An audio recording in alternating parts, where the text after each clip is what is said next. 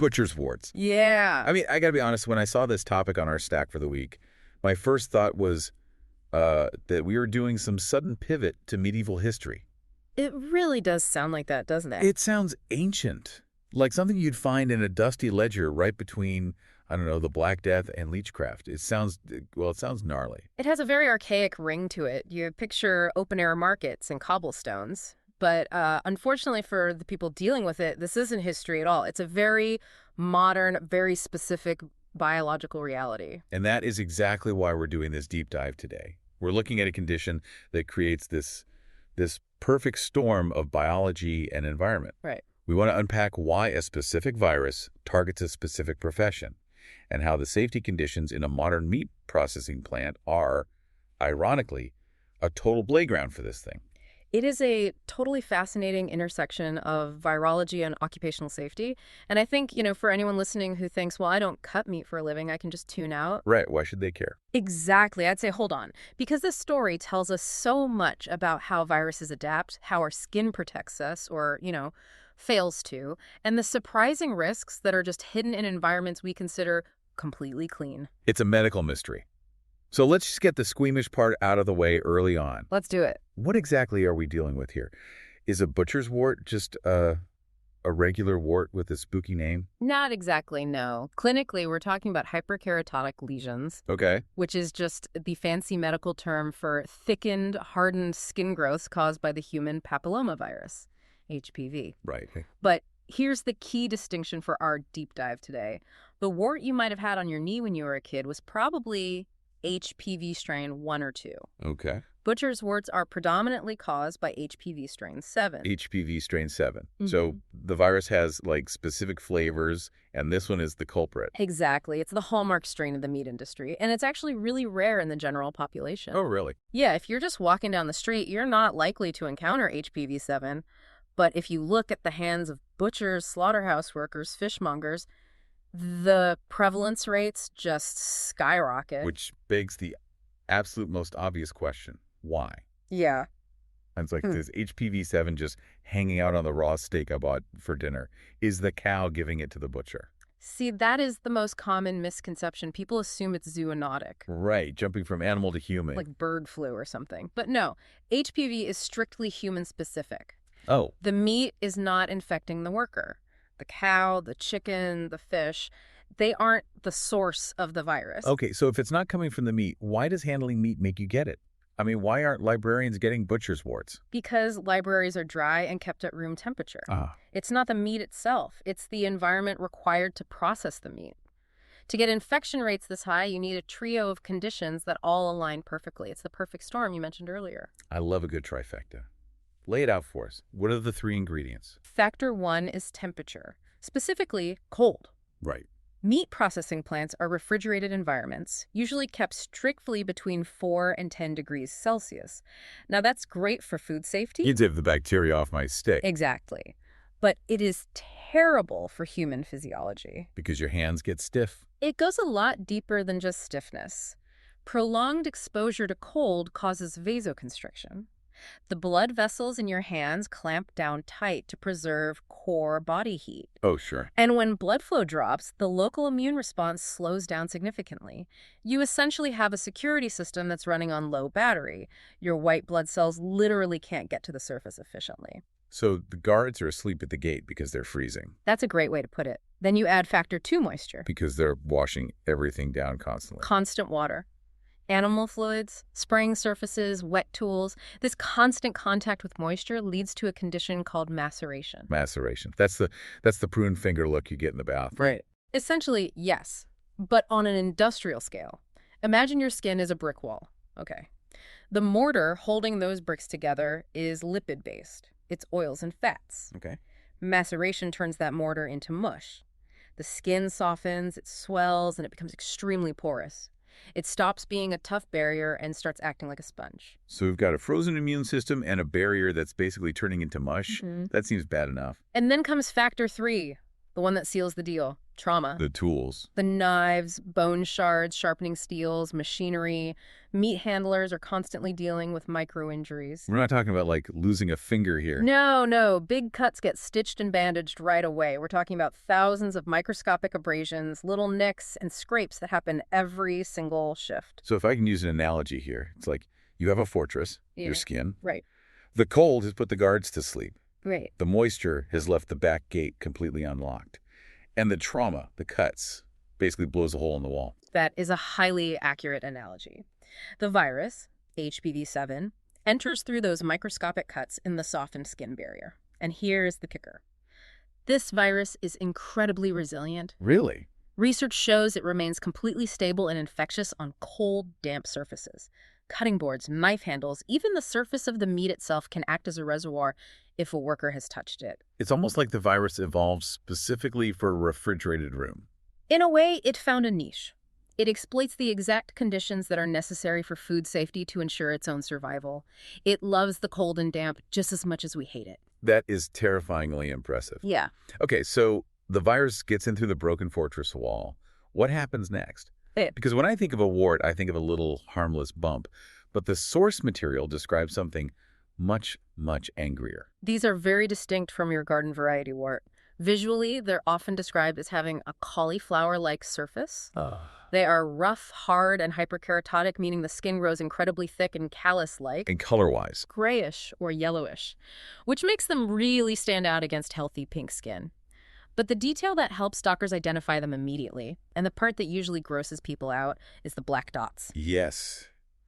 I saw it in the notes. People think they're seeds, right? Like you can just dig them out. Right. Patients try to pick them out, thinking it's dirt or a splinter, but those black dots are actually thrombosed capillaries. Thrombosed, as in blood clots. Yes.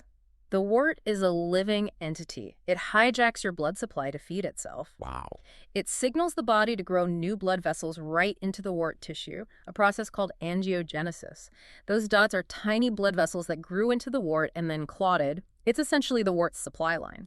That is visceral. It's really digging in, plumbed straight into your circulatory system. It really is. And unlike common warts that might just pop up as a solitary bump on your knuckle, butcher's warts are aggressive. They merge. Like into a mega wart. You get clusters that form large, plaque-like areas. They can cover the entire back of a hand. Why the back of the hand specifically? I would have thought the palm, where they're actually gripping the knife. The skin on the palm is much thicker. It's harder to penetrate.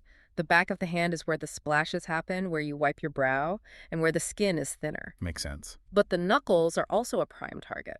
Just think about the mechanics of the job.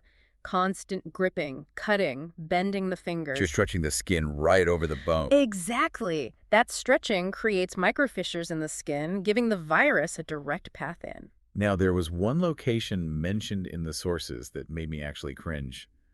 Subungual warts. Under the fingernails. How does that even happen? And more importantly, how do you fix it? It happens because of hygiene difficulty. The virus gets lodged between the nail plate and the nail bed. It's warm, it's protected, and it's extremely hard to scrub out. That sounds like a nightmare. As the wart grows, it creates pressure. It can actually lift the nail plate up off the bed. Ouch, that sounds excruciating. It is incredibly painful. The pressure builds up with nowhere to go. And from a treatment perspective, it's terrible. You can't easily apply a cream or freeze it when it's hiding under a fingernail without removing the nail entirely. I want to pause on the identification aspect for a second. The sources mentioned mosaic warts. Are those the same thing? Because mosaic implies a pattern or a cluster too. That's a very common point of confusion. Mosaic warts also form clusters, but they are almost exclusively plantar warts. Meaning on the feet. Right, on the soles of the feet. They cluster because the pressure of walking pushes the warts inward and spreads them. Butcher's warts are strictly an occupational infection of the hands. If you see a cluster on a butcher's hand, it's HPV-7, not a mosaic wart. Got it. Hand versus foot. Different virus strain, different mechanics entirely. Precisely. And so we know how you get it and what it looks like. The big question for anyone working next to a guy with these hands, is it contagious? Highly contagious. HPV spreads through direct skin-to-skin contact. So shaking hands is out. Definitely out. But in a workplace, the indirect contact is actually the bigger vector. We call them fomites, objects that carry infection. Like sharing tools. Shared knives, sharpening steels, chainmail gloves, even the locker room benches. Wow. If a worker with an active wart touches a handle, they leave viral particles behind. Then you come along, grab that same handle with your cold, macerated, microabraded hand. And the transfer is complete. Exactly. And the source mentions something called auto-inoculation, which is a big word for self-infection. It sounds like a sci-fi horror term. Auto-inoculation. It does feel like one. It's when you spread the virus from one part of your body to another. Say a worker has a wart on their left hand. They get an itch on their face, they scratch it, and in doing so, they transfer the virus to a totally new site. So you're basically planting the virus on yourself. You're farming it. You really are. This is why you'll sometimes see warts spreading from the hands to the arms or the face if people are wiping sweat away while they work. The virus rides the micro-trauma of the scratch. And I imagine if you have a cut, you're just inviting it right in. That is the single biggest risk factor. The virus is highly opportunistic. If there's a wound, the body is already trying to heal it. The virus hijacks that healing response. It hijacks it. Yes. It uses the increased cellular activity at the wound site, the rapid cell division, to fuel its own replication. That is diabolical. It's biological efficiency. It rides the wave of cell regeneration to build its own colony. It basically says, oh, you're building skin cells here. Great. Build me instead. Wow. Okay, so let's talk about eviction. You've got this colony growing on your hand. It's painful. It's ugly. It's spreading. How do you get rid of it? Because reading the sources, it sounded like a total war of attrition. It is absolutely a battle. These are not easy to evict. Treatment usually takes anywhere from 4 to 12 weeks. And for some stubborn cases, we are looking at 6 months or more. 6 months for a skin condition. The skin on the hands is tough, and the virus burrows deep into the basal layer. You have to destroy the infected tissue faster than the virus can replicate. Okay, let's run through the arsenal. What are we hitting this with? The most common clinical approach is cryotherapy, liquid nitrogen. The freeze rate. Essentially, yes. They apply liquid nitrogen at minus 196 degrees Celsius to the wart. This causes a massive temperature shock, which forms a blister underneath the wart. To cut off the blood supply. Exactly. The idea is to kill the infected cells so the wart just falls off. But one session rarely does it. Rarely. It usually takes multiple rounds spaced weeks apart. And it's painful. It causes blistering, which in a manual labor job is a huge problem in itself. You can't exactly work comfortably with blisters all over your fingers. I also saw salicylic acid on the list. Now, that's the stuff in face wash, right? Same ingredient, yes. But the concentration is vastly different. Face wash is maybe 2%. For butcher's warts, we're using 17 to 40% concentrations. Oh, wow. We are talking about dissolving thick layers of keratinized skin. You apply it, usually as a gel or a patch, and it slowly eats away the wart layer by layer. And for the ones that just won't die, the real Baker Buster option. Then you bring in the heavy artillery, laser therapy. Okay. Usually a pulse dye laser. It uses focused light to target hemoglobin. Remember those black dots? The blood vessel? Right. The laser cauterizes those vessels. It literally boils the blood inside them to cut off the nutrient supply. You starve the wart to death. That sounds intense. It is. There are also immune-modulating creams, like Imikimod. Instead of burning or freezing the skin, these creams stimulate the patient's own immune system to wake up, recognize the virus, and attack it. It's basically tagging the virus and shouting, hey, look over here, to the white blood cells. That's exactly it. But regardless of the method you choose, freezing, burning, immune-boosting aftercare is absolutely critical. You are leaving the skin raw and damaged. The source material actually mentioned a specific product for this phase. Something about Manuka honey. Yes, the source noted Era Organics Healing Ointment. The science there is quite interesting. It uses Manuka honey and aloe vera.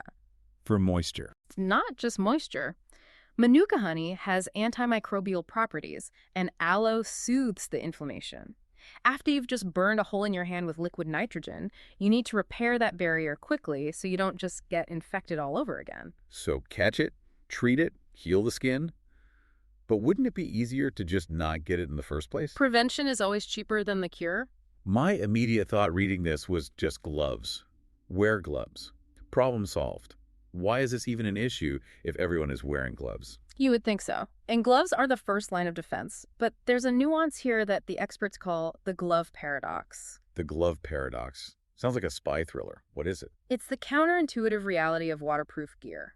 Waterproof gloves are great at keeping the meat juice out, but if a glove has a tiny puncture, or if water gets inside the cuff during cleaning, You're trapping the water right against the skin. worse, you are creating a greenhouse. Oh, no. The inside of a rubber glove gets warm from your body heat. If you add moisture to that warm, enclosed space, you're creating the perfect incubator. Remember, the cold room usually slows the virus down. Right. But inside a warm, damp, sweaty glove, the virus absolutely thrives. So by trying to protect yourself, you might actually be creating a better home for the virus if you aren't perfectly careful. Exactly. Maceration happens much faster inside a wet glove than in the open air. That leads to the cardinal rule of hygiene in these plants. Hands must be thoroughly dried before the gloves go on. That seems so basic. But I guess when you're on a shift, rushing to get back to the line. Speed is the enemy of hygiene. If you put gloves on damp hands, you are setting yourself up for failure. So it's dry hands, check for holes in the gloves, and I assume covering up any existing cuts. Absolutely. Every single microcut needs a waterproof bandage. You cannot leave any open gates. And, of course, disinfecting the tools. If everyone is sharing knives, everyone is sharing viruses. Let's zoom out a bit. We've talked about the what and the how. But I want to talk about the impact. Why does this matter to the worker?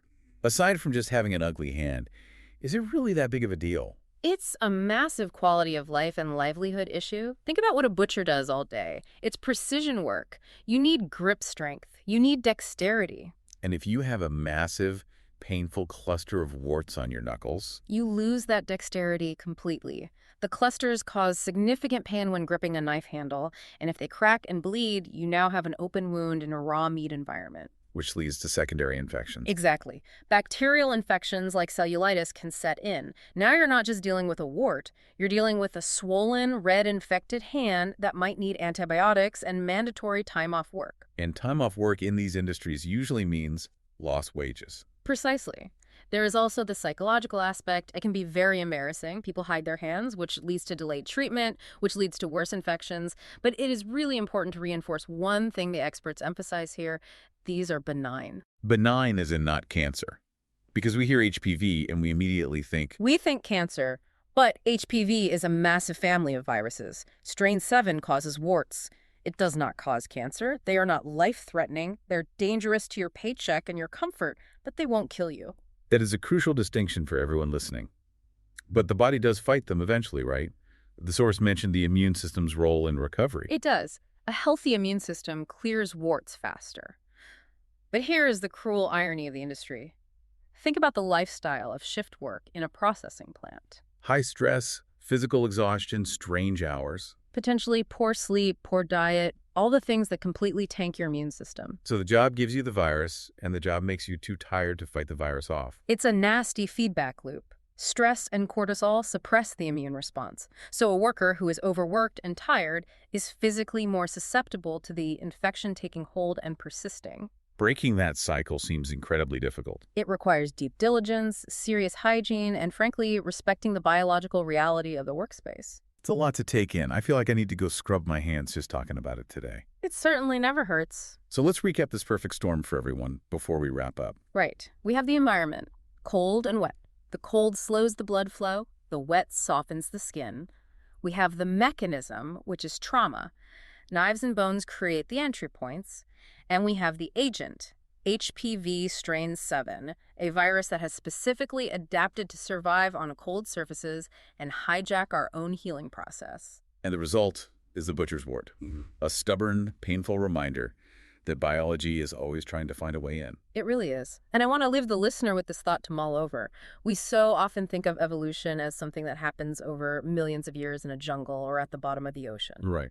But here, in our modern stainless steel refrigerated industrial environments, we are seeing biology adapt in real time. We built a completely new environment, and something evolved just to fill it.